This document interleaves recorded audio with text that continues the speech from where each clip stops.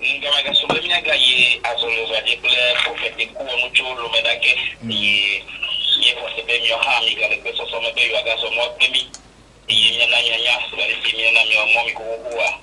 le mi fa mo zo me ya yare le nya si ya yare le nya si mi ji wa ko na mi ya ru ya ko na profete ku onu wa mi si ma aru kam ni fa le 96 87 27 ne amere to jibe ya adwa je kule profete ku onu le wana ya me bia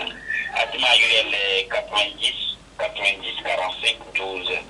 90 90 45 12 et alors 99 46 05 40 c'est que vous pouvez trouver pour nous à merci pour nous pour la nuit avec de top chochomechi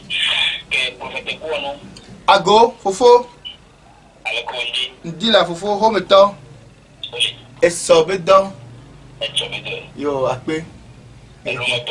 le meto foke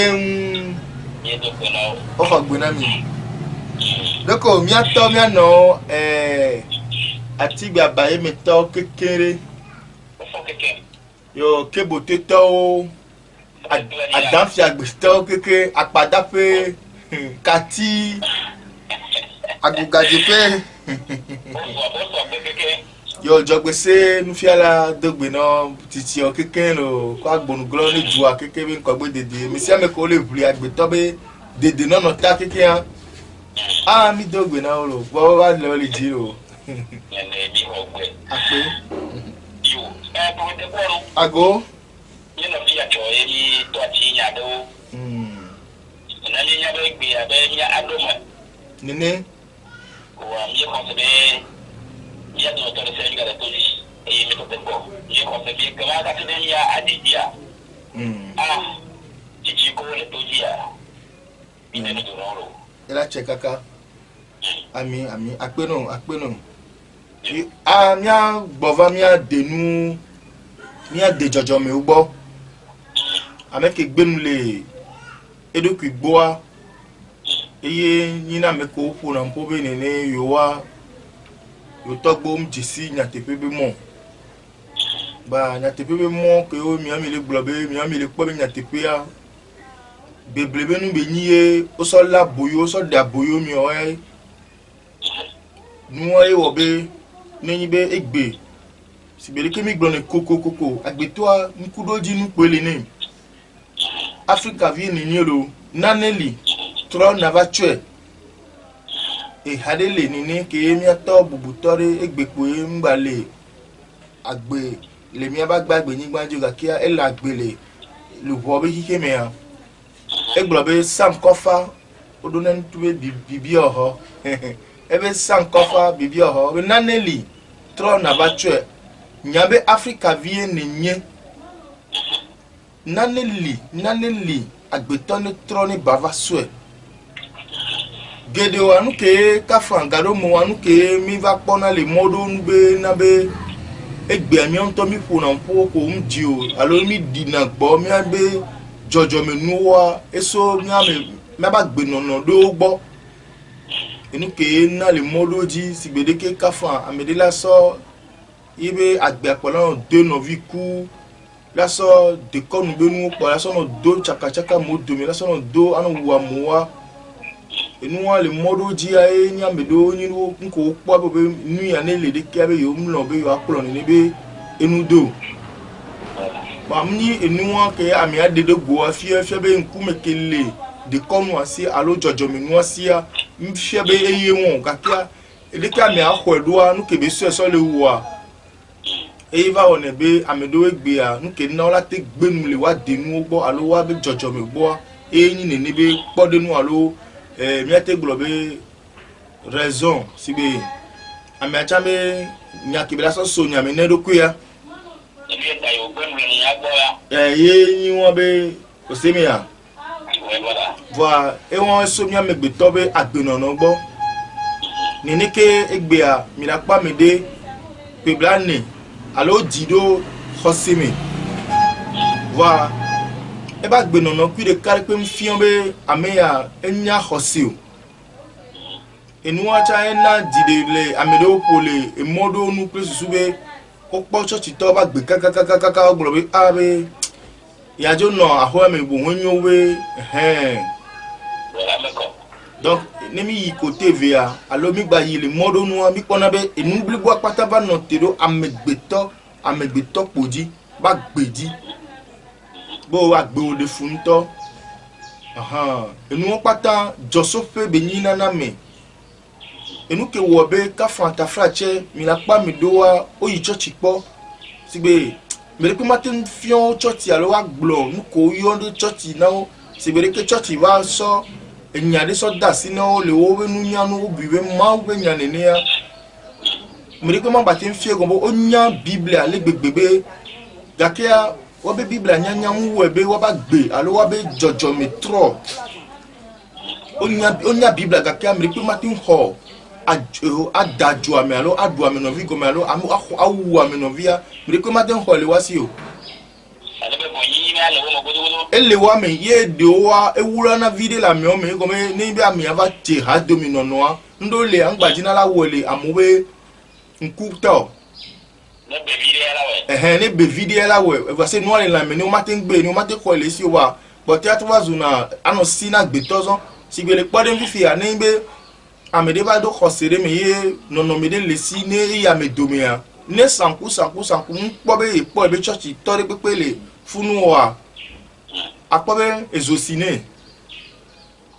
ke la wo nu ke le la me ne be di la dede go kapo me la wo enwere ele si gbebe ne ame ale nu ha fifi ne po church tore gbona ela so hawura va le pode nu fifi be ne tobe ka frami gbona be mi ko mawa ji se mawa le la me na mi ele mi agbo ele po mi la fi pepe ya na gbeto te do courage so halenu va nya be mawa le po yi va defune be jijinyo ye be tobe e santi be no be yo be ha me fofo be hu iye gbona wa ye be tobe ela no defune kaka ba so hawulo a mi la po le fun zere kabina nu kai ni vovon gan la me abe di mi bi agbeto ya lo ma wi ya agbeto lo vovon na va alors que be khosete me o hado nti le ma wa gboa ma wa nto lebe di mereke ma wa nto lebe nku mereke lebe vovon me ya ela ten dalapa ela ten tua femme e novia be jenami to bo be nyama wa ena be nono me rova de na go ko ba pa me kaka bo ba me ya ele bledo ko be le yu ko be ni ma uto ele bledo ko be le senvoju nene ke le alodo nu cha mi va pona be enu le nu buna wa fiki ola te npo nu ke buna wa le akon voju pe ko la te npo nu ke buna wa le pode fifi ne tobe enu de buno yi ba vovon ba jamo di alo la yonde nu ko la yua ba le vovon va amedia ko an voju po ye odora yo ken gbo la te npo enu ke buna wa ba ne tobe yo voju be nko be tobe be mau dollar alo mau be nko le yo be mau la dia me akakara po na ya tuna ko la tron po wan to ba pe nti la gba no dia me ke fi nu no wa won to ke gbe nya ni ba me ya ta ro ko re ndio la pe nti o kaka e nu ke bu na wa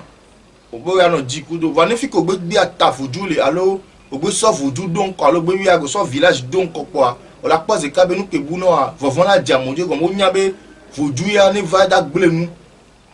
voilà donc nous on patani nono medio va nani le mia mama o mia to bobe game kaka gbe ba le gbebele mia be nkeke me ye nkeke ko la ba va le mia be vio ya mama vio be nkeke me cha de ne be nuwa e gba de nko dare donc agbeto vevere sere ke mi gbon ne ni a mi di vevere be na ni mi jesi mia mi jojo mi a e la pere mi anti mi pe a donc a magblo pore be na ke ngbe ma so do nya me a enu yo woni na nono mi roko do na mu dada le mi amegbe to be agbemi mi te le mo ya vivere be ami amegbe to pe ne to be o mi telephone ma wo wa to be oyinde plepe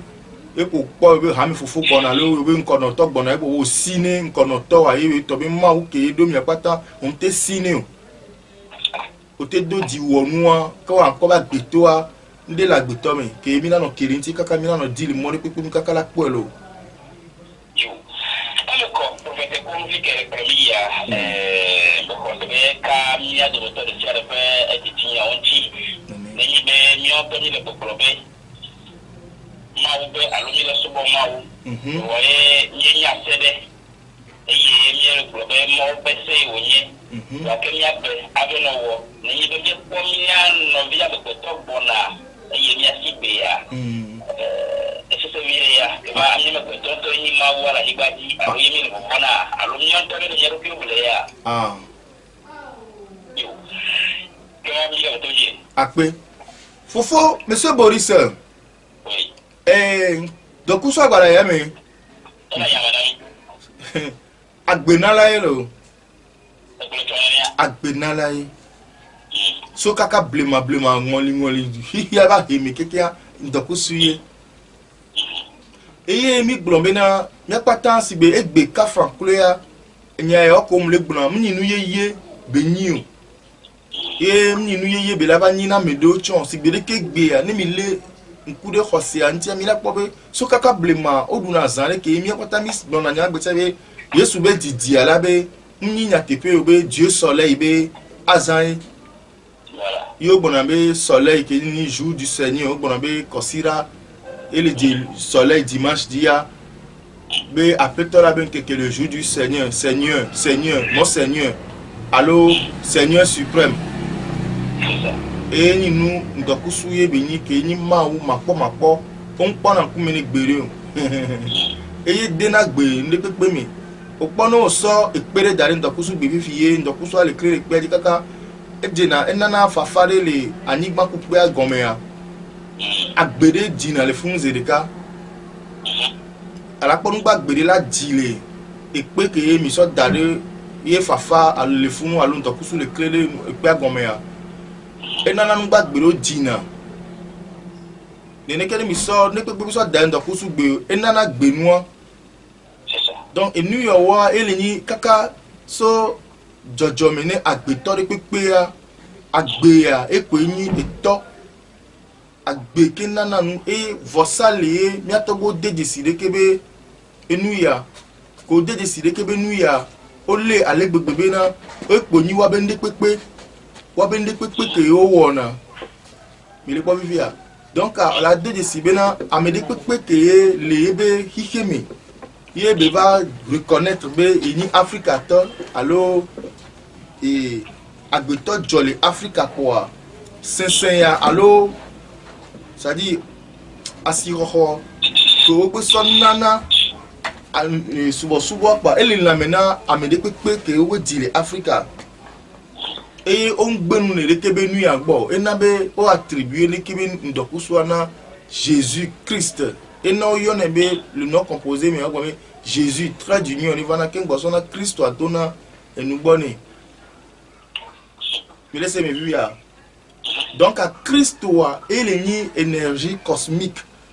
qui a be agbenala et il est pepe et nano po koklo kafan koklo ntochan Christo le koklo ami ça dit be énergie cosmique il y a teni Christoa le Christ cosmique et le qui a patame qui pepe me le te be pepe me énergie cosmique on a le soleil ya ndom se allo npo agbele funu soleil mais énergie yo be Christ eye ona be Christo Christ soleil ça veut ni agbele ki apata me ni Yesu yo OK et qu'est-ce que brolia ne se me no a even comme yo atere ne be Yesu Christ antia eben ko le yo tere Yesu Christ anti yo le yo tere Yesu anti na mi e gombe wo me Jésus le Christ sigbe eva do Christ e pe susube na mo pole doa si kwa kakola wanya ola nya be no be enu ya e o le wo e ya ena le Roma be subo nu ne ameko te nya Roma be subo wa ola nya nyu le be na le blema le Roma be do no ma u gede o li fifia e ko so ke potano ke kin alo ke ni gano ke kin yo na be to ko no Dieu suprême et le ni Christo le soleil ke be nyaye o gbona na mi le ndi pepe mi ya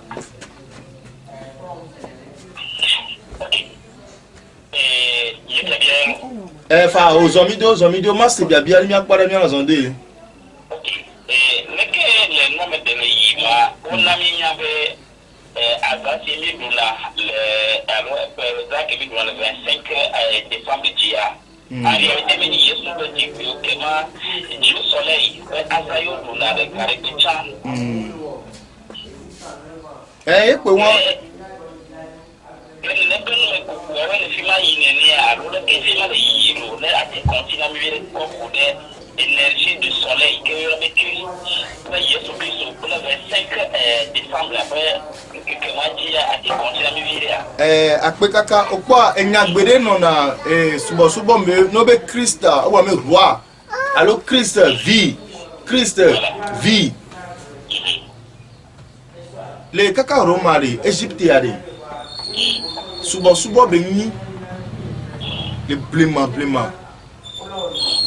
et au de sibe eye pere ni nu sian le ni pepe mi ni agbenala agbe won be nala ye o sonna o so bubu won alo so asi o ho won sonna ni nebe ndokusua ile se mi bibia ni sensen le blemanani wa ke e va vembe biglo romain empereur Constantin le enyava ibe ke didudu aba soisia o de disile nebe nu o impliqué ni nebe nse alo o impliqué ni nebe adoration do du corps domain que susube ne yesube nko batem zia o ma doli nkeke won e yo son ni nebe nkeke asonna voa que susube eso subo c'est un tronc allo mianto mi yo ne be tronc e gon be tronc ezena no bara de mi obe adeoji no be c'est tronc mais yo tronc quoi c'est ka susu la pombo so ko no bara nti no be nu von allo nu gbegle be ni ena oyue na bi le fume tronc vazan alors que be eyeni hihi avoir comme amedi du lo di be ya doli nu si anu ne mi aso mi ado que so do kluvinye me na yo le more pepe nu an e me o va de silebe wa so nu kwa so tado donc so anti que sous Jésus le Christ puis a amedere munyon wa nyabe Christ alevo Yesu chan levo o pone si bebe na nde kayo ni nene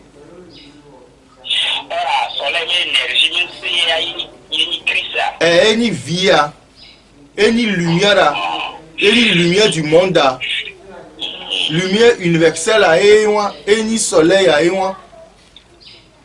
ni Yesu yo enna ola pobe ke enyando validinale ni nebe subo me eye ba lozedie mama le gbegbe amedo gbenu le ni nebe nono me agbo ko sisibe yo trodi me abe yo magba no du asan be o mdi o be ndokusu ba zambe ni enwa ele funu tukara wa ele funu na mowe won mi nya be toji toro ogbene le pe asaya o modoneo Fivia au le 8 mars nous tâchons que au globé journée de la femme que ton allez pour aller si le calendrier protestant alors romain qui mis les années mi Afrique a ben de pepe benyu si le mi avait bien et puis alors mi Afrique a tout le calendrier donc à zanko mi duna ni mi atogbe mama ba zan pepe benyu ndo va ko dabe wecha om so mi atogbo ça y même me calendrier mi les ans quoi c'est normal si be kafa mim le mi abe pokolote o ele si le pode mi via ga ke mi le duade pode nu e ga ko mi le duade me e ga ka mi abe ga ya donc nous que kudo asangbe ko na mi dula asaya mi le wa de kia ni mia eve o chambe nde pepe benyu mi lese mia va hose que va ko susube Africa baba tem po gegele kulvinye nyemene watem bala boyo amobe susu to won tobe sesele na media ya webe o sore kebe nu so no be on gba von be sauveur de daba vana o daba dewo allo sauveur de va ebe la ira baba va ke ce soit no po money ni watem tati wa do ko be ndek pepe ke hian wa be Yesu la tem we na o okay prophet ko no ago na mi le yabe ne ye Yesu Kristo alors encore Christ gagne énergie du soleil ya Nenya sa tenir compte na film kenye pour Yesu Kristo tia Nenya ana kwanyura problem personnel Paul Bale kuno be alo kwa jina Ame yebi le be Yesu Kristo le film ah Robert Paul Robert Voilà Robert Paul il a dit que ça là il même que tout mais o alors pas nya romele il dans le film amelia moi je pas de film aha okay opare c'est il faut be idéologie si be wobe susu de diobe nu ko so douania il me acteur ont joué film aller et na homme de mon be amei bo vile pepe ba doli ba de reko fiance bébé ni Yesu be jouer et chala jouer film on il laisse mia si bébé yovo ni hona mene amei bo film be nono metata et c'est bena hona me yovo di betona ahia pata va nene be nu ko son na mi won nwo dole endia be dumi nwo dole c'est hikia be bouddhisme hinduisme inu me a ndom mi funu kwa bien sûr Yesu mo da Philippe ole se mi va si be enyi nu be enya be nyonro ya do agbanle corona be bible ya me fifi agbanle bubu o chon so be mole wo be mogudi fifi adekebe enu ya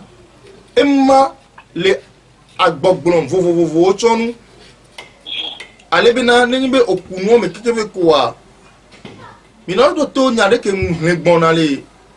enia be nyade nu lo enu kela wo be ne evedu kore va yo la Vierge Marie be yeno alo yi mama yi gbona be e dae won e gombe na ne ogedo e Krishna alo hinduisme ya opumbo kure Krishna kudo divanti que notre sewap tombe nous tinya o chonto le gbon be ne de tubide que cham nyam so e divin fi ne kele hinduisme bouddhisme ya ende pepe le ne se tinya ne va nyi Yesu ke oyo na mi o le fi le Roma be dodo noa eye oyo na o le funu wacha de la boule wasi le funu que wacha hena ago ni bele ni ale menye ko mo yo ni abi fi alo men ne me de ka ko nya Monsieur Boris nke po mo be kende nya me ora ke bio nya de va ke bio cha e jodina e go me de ke mlano de mi blo doa ela na be amede be susula va ni o pata ke o mi le yo ke gbe ni religion kwa nyambe enna megbetowi etros esclavage sibe egba patole esclavagiste ke o so nami so gometi jemi ni niayo o de aboyo mo la me peuple o me ya fifia nkume koko ke vale na fifi ni nia aboyo de won ngbale o va e mo ke di be le fifi se be ne nglobe ngbale o amnu sibe ngbale le mo wanu e mo ke di be le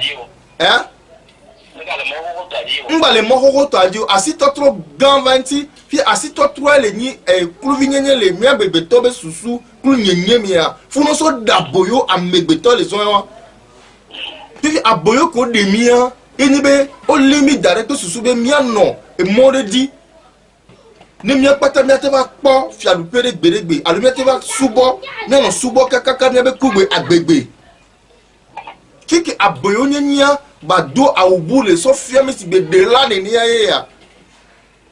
fifia enu kento le ni mi ape jojomi mi ape vovoli ke le ni ndokusu ke yi oyona be Dieu suprême alo toro noa mi gbenu le nene be nugbo mi yone be etro subo subo vondi kele ni bodiba alo satana be subo bifia bena miatem gbenu le nene be jojome kele miosi ke mioto gbo nyanu kele ni aremena ndokusu aremena anigban aremena izogiowa mi bu nyi won kekele mi amegbeto be didinyame bifia fifi otro so enu fiofio bubu so le nami abe mon popo yeye de be maou de la fide ikeni Israël fifia précisément fi que la banana hunkuvia yemi amegbeto mi le hunkuvi le wani bena le précisément mais oba le tobe on le yuebe fifia pas tant peu woto que on le citer nous on le préciser uniquement pour Dieu d'Israël. Laissez-moi fifia enabe le nyagbede no o le globena yesu be ke yemvado transubolo to be yevado Israël be anlebubu ota neni majiji afone nyawade monsieur Bodise enu ya ele he mama leva khosirado domebe o man lo gbirebe ya reconnaître allo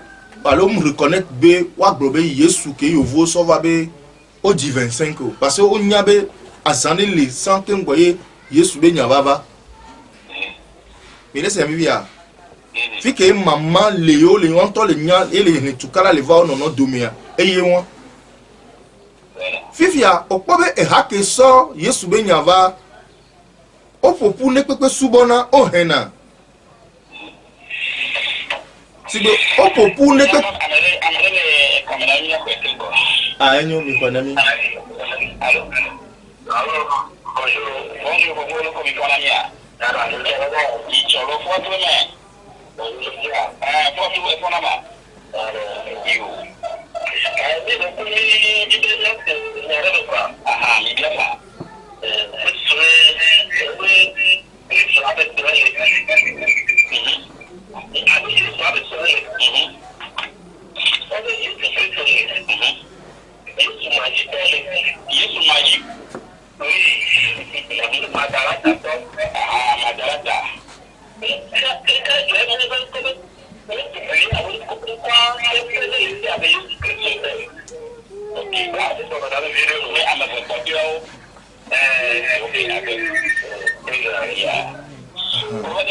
Ago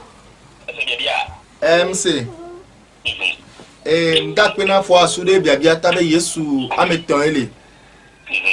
yo akpe madu ntine ne mi bale ya maba on sosron to sokudo ne ne be nyanti bon en fait ne ma demele moya noire pourquoi idéologie que me au so christianisme fou abe jan so vare idéologie a eleni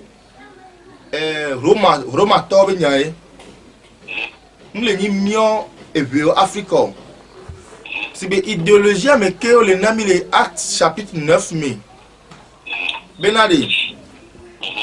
ni ne yesu be mson la ro le wo kwa be gbefa de le yi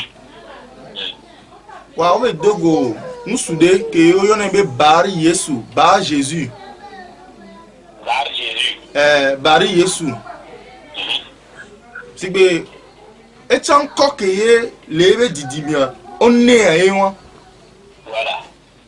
mais laissez bien sigbe Jésus c'est un nom simple et c'est là que tu as mené bon ube Yoshua alors on y a Yoshua et Jésus a sigbe là te globe nko pour venir au nana amen ba ke ni ya le obe idéologie mais o de Maria Joseph to so fion le be do na me ya o ba trop pour mo be amero chon copy ke wa ton zan ni me nko c'est o ton zan kon wa bebe o cha yo ni Yesu kwa ni mna be mle do nya ni téléphone merci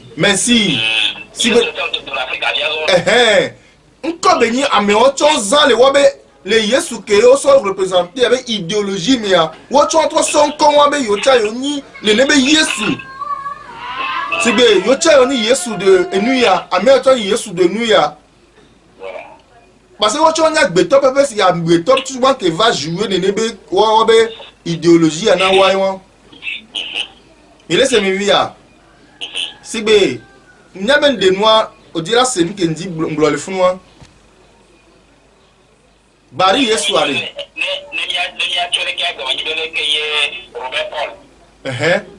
Au jouer. Merci.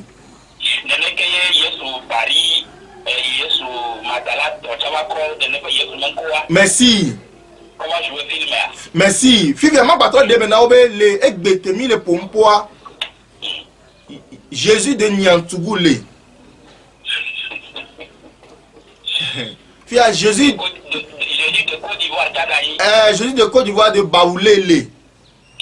Fia Jésus de Asigan Tochanlé. Et il faut sur le taux dire là il y a un concept que yo de souvent quand tu vois ya medosi ya et ti wabe subconscience mais what on blobe an yo cha yo to Yesu be you a dit nous c'est alors yo le wo nous que yo o so de fi que Yesu wa nu ya be wa what on le wo ne be nu textuel ne enu ale won en réalité ya Yesu bentinya ko so na mi réalité ntoto enu miti ye be ni o copier c'est nous que me l'existe pas yo nglo fi wo se so jouer nous toto si bébé eni nous le yo inventé be le ni ole c'est bien muni nous beni enu miti ye ça be muni nous beni donti na John ton toreke Yesu ren na ni le hihere mepo awo ele se ke mi atogbo to na afambe gli be julegba avec po afan anagonu allo eke avakove po legba allo avakove le afan anagonu po yo otona glikaka bem enia hevide leke komi atreba ideke ye tabasusu kude ole se via mitie gliye beni bibia miate songa beto be lododo ko dona na mi allo gli ko tona mia so réalité voilà. Il est Seigneur comme via. Donc, affaire de Jésus, on qui a un homme cérébré, Afrique a une réalité, mais.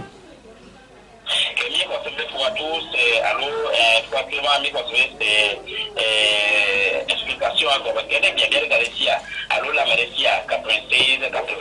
27 27 96 80 27 27 Fifia et moi et n'abo osana osana mot de foi ce qui veut dire on la croire c'est que on peut voir la croire une réalité on jouer film Fifia de et diare on a tout na merebe et quoi c'est bien dans les mains on a tout bien quoi c'est bien dans kusulea merci et nous qui dit magbona mile et nous pouvons pognon do mais ayi on benade ni nous béni exister Yesu ni nous exister nous en fide pas voir mais non c'est lo comme on ngolonya la seule la boy Africa et na me o jouer film ale na mo monsieur Boris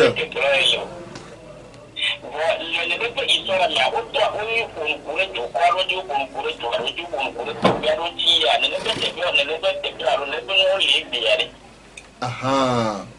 du coq un tio pour aller allo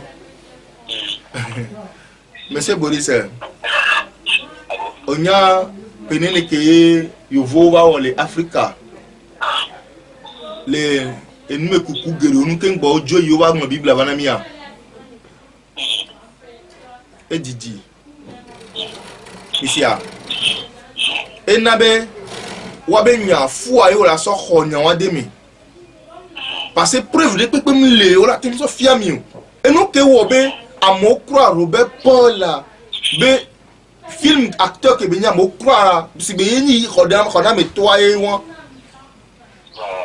et nous peut tomber fi que vous data pas le soima et que na igbe no bale to na me debe man be que jouer film antenne yo socha nda ko se na ogere o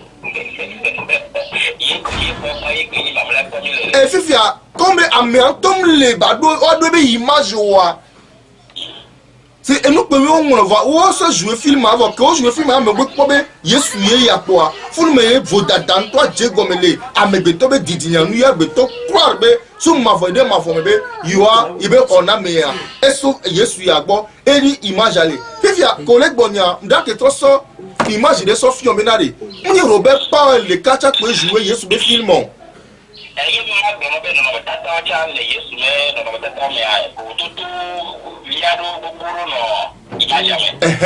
funu meye orason on ya zekabe no le nkudo Yesu be photo ke mia me ko ho Yesu adi se Mr. Dado ho me ya funu mo la nyabe no fopu Yesu be photo ke ola pe ame ko paton jouer film wa auto voler wa non funu me amesia me va so photo do ho me vo ah ezube ko sebeni mi lewo o le se mia nele ke Yesu ntoto existe kwa o ma baba so acteur avec photo so dare na mi o enya ya lo nele ke amianto le existia ke ma me va so be photo va so film bu so ware me kay ola sa dare ko mi o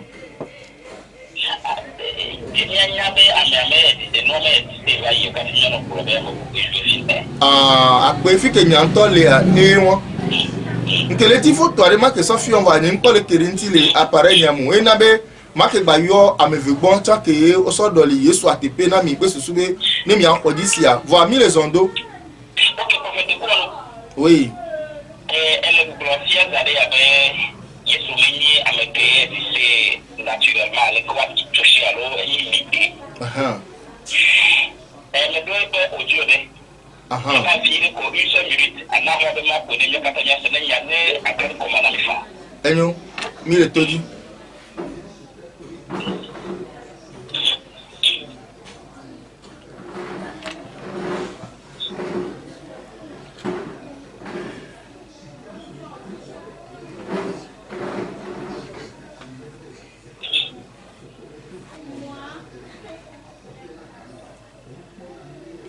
Monsieur Boris. Monsieur Boris. oui Non pour Dieu avant il y avait même les bibles à main, il y a que les Dieu même les bibles à pourquoi il y avait Dieu parle le polo. On laisse ya.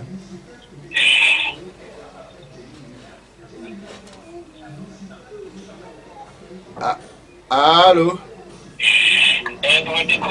Ago.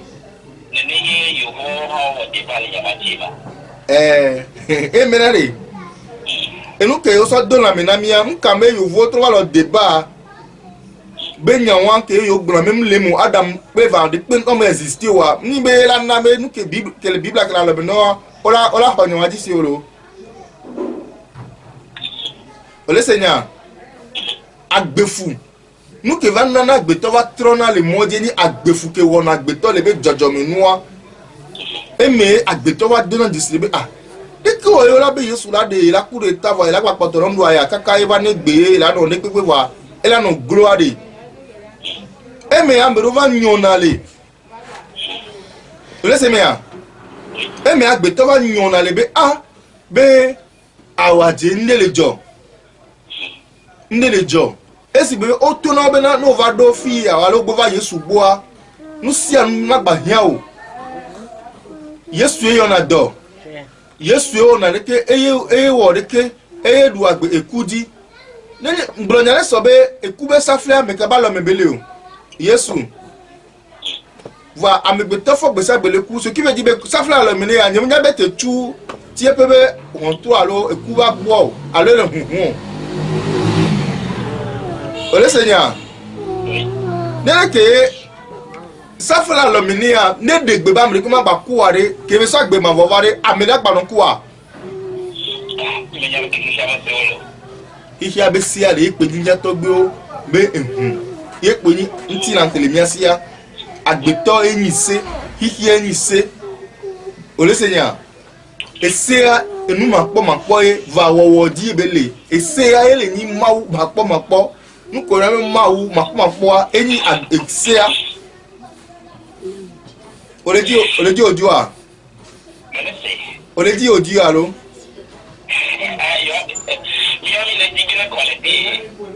Ah, après. Donc, et nous pas et moi,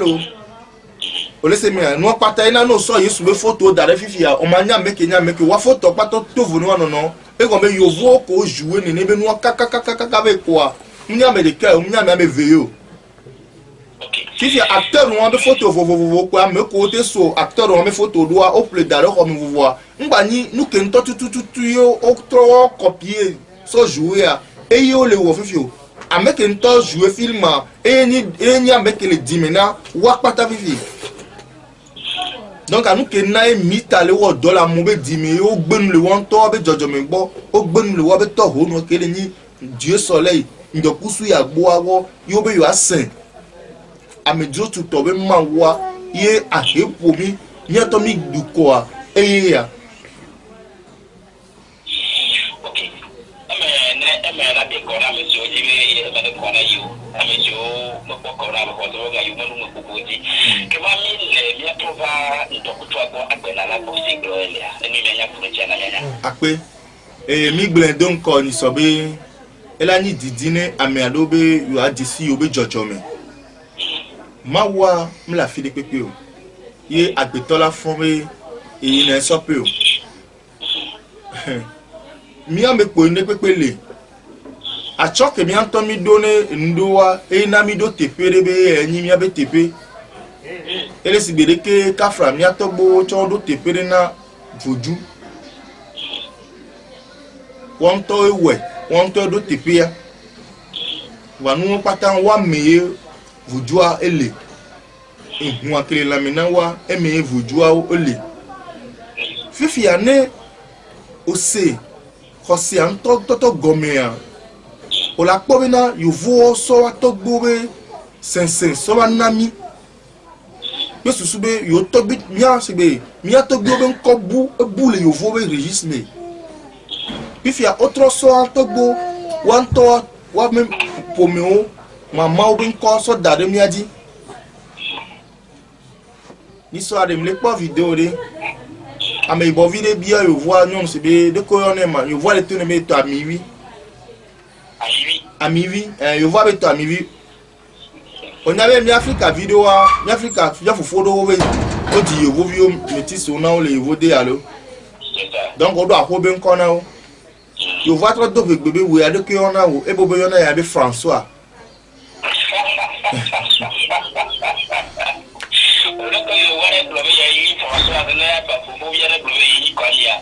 Oh, elle est fou. Fifia. Elle c'est maman Fifia. On a be Marguerite. Alors Regina. Fia ce qui me disait kabena ko ve le diro Sainte Regina be date dia be alo be jour dia. Et fia be maman ou atro sur Regina c'est le cas.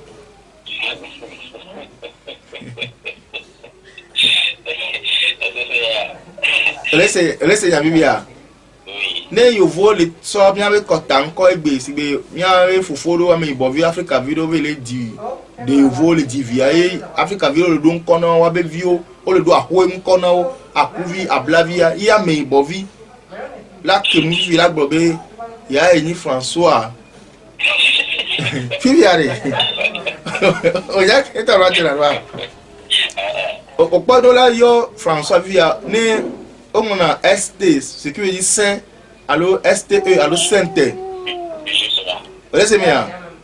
fifia o mi yona saint allo sainte ya o mi yona le ngboni o wa o so le ka be no be eleni François fia ne parce que mate que nous la globe ni sainte Marguerite allo sainte Regina laisse ya via mate que nous la globe ni saint François akpobe pemene la no me ke tomate que nous ko la globe ni saint ma bo saint la bo ni eleni Albert voilà que là que globe saint Albert mate bande prononcer fi ame ko ben ko so dado calendrier dia ame ko koyoni yo vo ba me ko koelo que on a donné gbedana abe mo ubune abe mau dollar la me kokyo ni ya fifi a mio ya malgré bena évangile avant mi agbolo malgré me mi le yo mi aroko be mi chrétien lo va mi mati ke mi la yo mi aroko be sainte Regino allo sainte Pascalino allo sainte Elisabeth allo sainte Louise fifia malgré be mio mi ho évangile a dit c'est gakia mi bakotoni pécheur nous vont là que mi nia mi antocha mi nya mi revoir mi bakoton vi ene mi la yo mi men koza sainte que du mora mette to ben comme le sol le yo to ba sainte on le saint on to mi te prononcer le gombe mi balé reconnaître be mini pécheur donc on est pécheur Albert pécheur et François pécheur Marguerine pécheur monsieur Boris yanto nyanke wo mile amelekbe ke la gbe tro be yegbe ni nu apa ne be yo français kon on parler so saint alors saint do nu gboni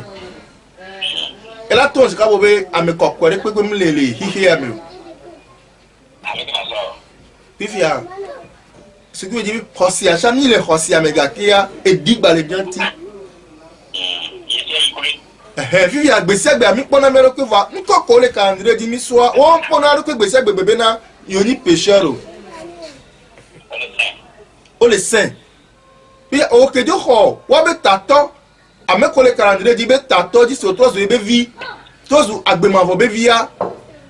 na gbe ke gbe om de kuku hunu vo mebe e hwane le sina yo wa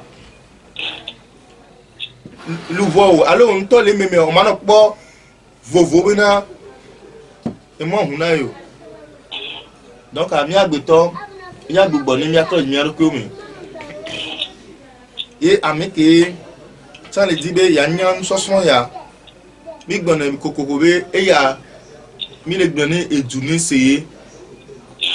mi atro gbogbo la ni mi be jope okeke nous soson ke di mi o mi to na basé na do eni jojo mi be mo fiafia be agbeto mi besoin mi ya gu game ya mo fi on nu ya be Yesu be e ya ezu asin kaka be bi la so de ko so fi on o la nya be e ya e va no nto be aseso no ble no vi o le tepere be e wo de kena e Yesu nto apenya we va nya be ne de o so le togbe ya be ali to me kaka be ko wa on da wa no ble do ko be e va desi Yesu de yo vore be ba kure ta be ya pa gbe ma vo il est mien ah mi ko dem ko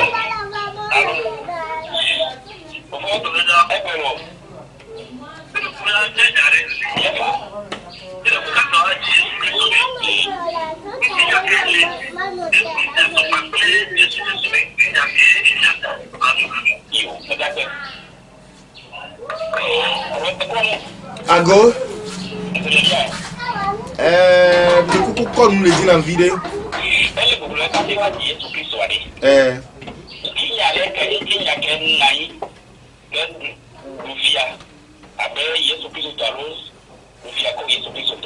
ah ok ok c'est bien et bien annuel mais quoi monsieur Boris nous que vous gamenez mieux les africains et oui si bien nene ke tonton la no kabimi la kase mare eti bia banya enyare yovo be nyare so kaka nuko mu no edi bia banya be ntinya ka nanyi alo kembo di Yesu o so soku de ma ne be egere mia be nso son be alozemea mi la fie ne be nu va nu tutu banto ke le be mia fie banya alo be Africa vi kemit alo ameyi boni ni a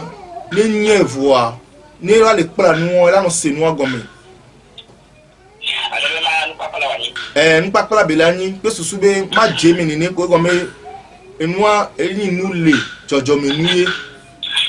donc anyama kon nu be ne dibe ya nya nu ya nya gunu ne nya tepia edo la nya agunu an to tutu kengbe baba no nya Yesu be enya won si bereke be bio be nu keni enya le o so so ku Yesu be nyama donc ami a dje gomme so yen tobe jojo me di kaka va ide yi togbe be origine va ide Africa kaka be va le anya noa le nkeke do me ya e la se numbul do ke be di la bie le funu gomme ale be mi mati ko la dje noa me de ke gomme na enu so so gomme do pe le si gomme do pe le noa si que susu be enu na be kengbo ola yo be initié a odola nya henu la nya pe jojo me eni nu tutu banko la pla kengbo eno la ma c'est étranger a medro be nuwa si be yesu be nya fi a medro be nya beni emi glesa ndi pipim le résister ni o wa copier nu de nu TP donc nu ke bi ni nu na nia edola yi abuhu la jego me la ple so fun kwa kaka mi va jesu dia nu ko va so ku yesu a ela nye Bisemia. Le miom ya togbo nous le blema yeve a yeve boya ye over tro le yebe yode have vave he ma dit comme radio ji wa te ko di que bana me va placer na bi de pa ko mi ya ti do détail mo ape fifia yode he vave he a ele ni eto ele ni aya ele ni ezo ele ni anigba eyo no no be Yehowa fi eyo no no be Dieu mi se comme ya no yo Yehowa e mane te pe amene yo yevo fi ya yevo le maume e no gbo me le maume o po mawo le mau game o po mau vio le me donc no be Yehowa yo te he va here o le bon kudo anigbanti donc anigbanta mawuye ndokuso mawuye ezo eto ani aya mawuye fifia eke o so do tabe ni tato ne to no Dieu suprême ele ni soleil voilà donc neni be amela nyam ke ni Dieu y compris tout y compris gbogbo de pepe o ma ti ya megbeto fifi yo ma yo mawo o ma ti yo mawo ma ya megbeto donc a neni be mi a de no gomina mi a akonwa ba nya gunwo amado la planu do an planu le dodo nyu to anu ke me la se nu bibo anto gomi e ya wa mi le kase ne jua nya nyopo e il y a des gens qui ne Amérique be akran le ko ni choke Amérique be akran no ya te be e be ya te ko na do mi no plana no plana ne e plano wa mo ko se amor por la luchi no ata e bia alunya to de sia do kata ni na to di ha wo me o ka ke amado ko na to bona mi kila no mi ya o de la o ni pepe ni do mo be ka fi wala mo fi ami ni be no kata ni no ha wo mo ku ya ni be ka ni be ko no la mo ko le fi mo ma ko na mi ko ni kata ni no fi ma be no pa pa le fi be nya to de sia de ne ale di be ya do ate ku ya lo ya kala no a ti ma yo le 90 c'est 40 5 12 90 90 45 12 alors 99 46 05 40 99 46 05 40 voilà il a tiré de nia sous boya prophète bono ago ya do ko dina nya no vie alors avec ce catholique ya contre les diaspora be si faire l'entretien avec vous en français il peut vous écrire sur le plus 228 90 90 45 12 plus 228 90 90 45 12 ou plus 228 99 46 05 40 alors monsieur Bono vous faut allô yo akpe kaka kokoko nenia ne mi le gbele kaka mi wa so tona nde e pe ni na mi be gomi jeje be nya ke gbagba ni na nu we ni mi le gbele ni pepe mecha agbeto elo ni jesi amegbeto ke ngbe mi nya ba nya nu ke o le yona mi be mawa ni mi nya me ke mi nya mi la nya ndoku su kenti mi le pomboso mi se me vivia neni be dura me de be agbe nya be jojo mi la 5 ka me ni te gogo mi ya mi la zone do do de dine ni banya ebe Jope nya le veve Jope nya le veve ke mu nyama no do Yesu Mahomet Buddha be nya yo mi parce que nu yo wa o we le mi aboyo dade akpena mi lo yo ke ke ne ji no